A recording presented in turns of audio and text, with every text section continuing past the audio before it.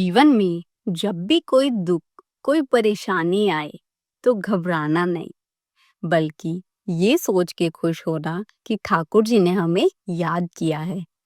क्योंकि ठाकुर जी हमसे बहुत प्रेम करते हैं। वो भी तो चाहते हैं कि उनके भक्त उनको याद करें। तो इसी से जुड़ा हुआ मैं आपको एक प्रसंग सुनाती हूँ, जो कि हमारी राधा रानी का है।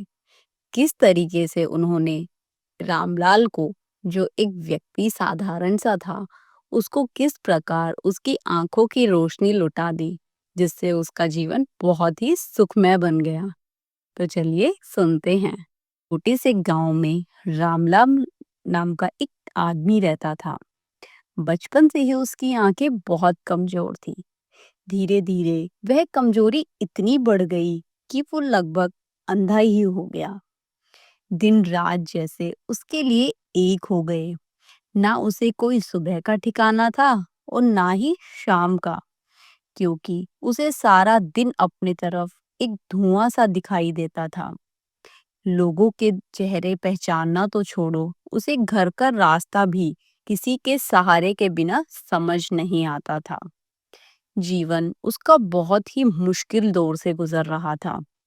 खेती बाड़ी का काम था, लेकिन जब कुछ दिखाई ही नहीं देता तो वो कैसे हल चलाता, कैसे बीज डालता और किस तरीके से खेत की निगरानी करता, यह सोच के भी असंभव सा ही लगता है।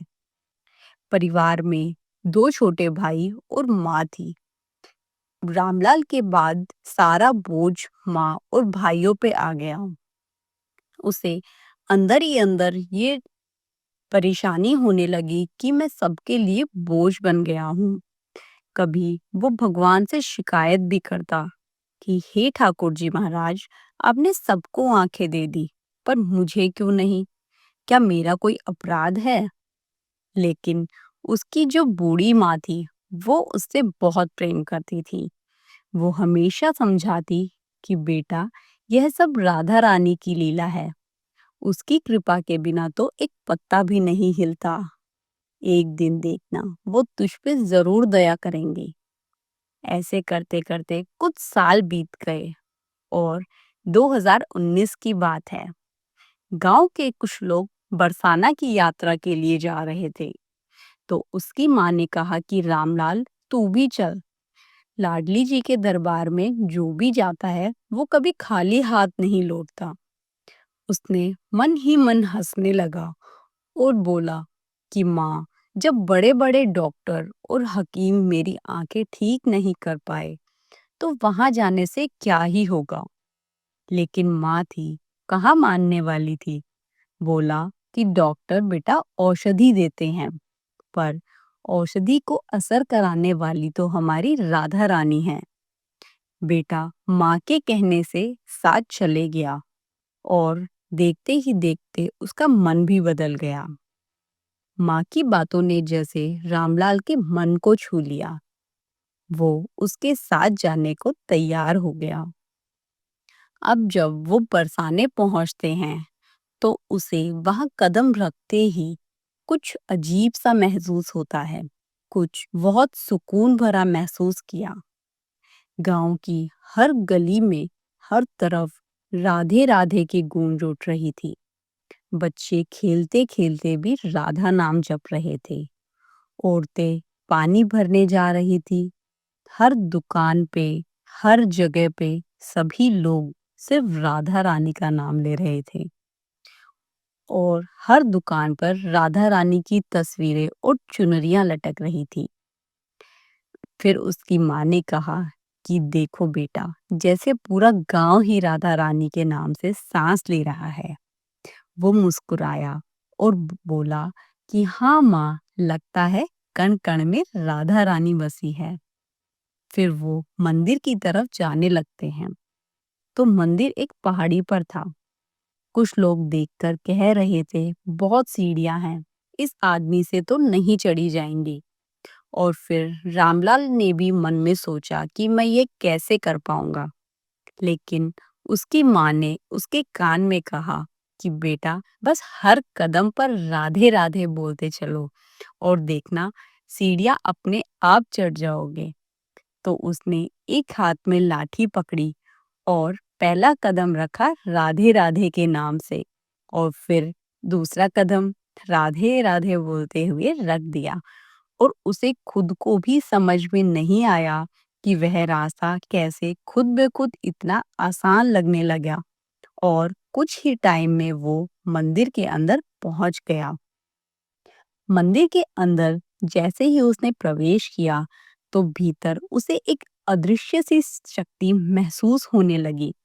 लोग भजन गा रहे थे, महिलाएं झूम रही थी, और धीरे धीरे सब लोग मन में मुस्कुरा रहे थे।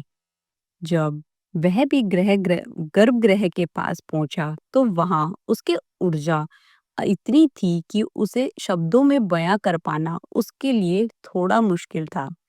घंटियों की गूंज, ढोल करताल की ताल, और भक्तों की आंखों में झलकती भक्ति। माँ ने उसका हाथ पकड़कर कहा, बेटा, आंखें चाहे ना देख पाए, पर दिल से देखो, राधा रानी को मन से पुकारो। फिर वो भी हाथ जोड़कर बैठ गया और मन ही मन कहने लगा, माँ राधे, तुम सबका सुनती हो, आप जीवित स्वरूप में यहाँ विराजमान हैं। अगर यह सच है तो मुझ पर भी दया करो। मुझे आंखों से नहीं, बस दिल से ही आपका दर्शन मिल जाए। उसे अचानक कुछ महसूस सा हुआ।